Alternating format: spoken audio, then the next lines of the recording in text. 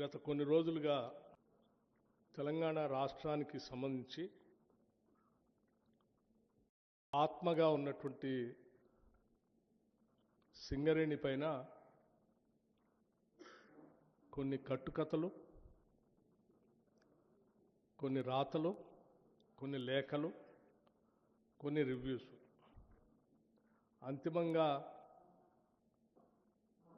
ఈ సింగరేణిలో పనిచేస్తున్నటువంటి దాదాపు 42,000 మంది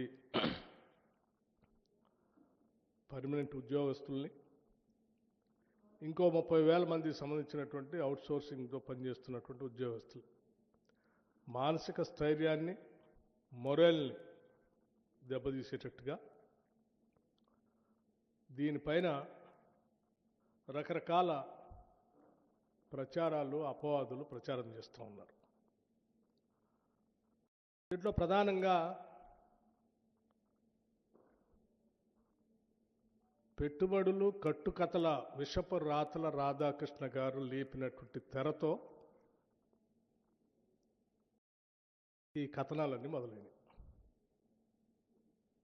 నేను మళ్ళొకసారి చెప్తా ఉన్నాను. పెట్టుబడులు, కట్టుకథలు, విషపు రాతల రాధాకృష్ణ గారి తొలి పలుకులనే పేరుతో మొదలైనటువంటి కథనాలన్నీ